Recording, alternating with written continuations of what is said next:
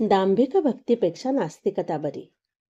माणसाने एक वेळ भक्ती न केली तरी चालेल, परंतु दांभिक भक्ती नसावी.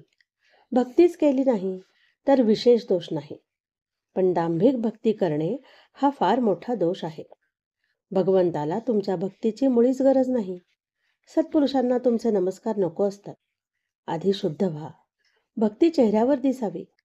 चेहरा आनंदाने सहज फुलला पाहिजे. सत्संग म्हणजे जुलमाचा रामराम नाही.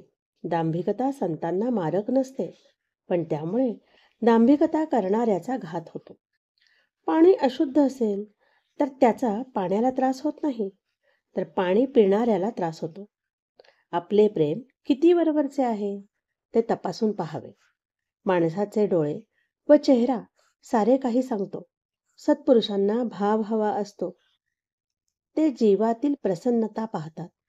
शेगावच्या गजानन महाराजांनी पंचपक्वान्नांचे जेवण सोडले व एका गरीब पण भाविक शेतकऱ्याने आणलेले विटलेलं पिठलं व भाकरी मोठ्या चवीने खाल्लं. सत्पुरुष भाव ग्रहण करतात, चव ग्रहण करीत नाहीत. जानकी जीवनस्मरण जय जय राम. आत्ता केलेले वाचन हे परमपूज्य काकडे मामा यांच्या चिंतन या पुस्तकातून केलेले आहे. आवडले असेल तर लाईक करा, सबस्क्राईब करा आणि शेअर सुद्धा करा. दर बुधवारी चिंतनचा भाग ऐकण्यासाठी बेल आयकॉन बटनही प्रेस करा, म्हणजे तुम्हाला पुढचा व्हिडिओ आलेला नक्की कळेल.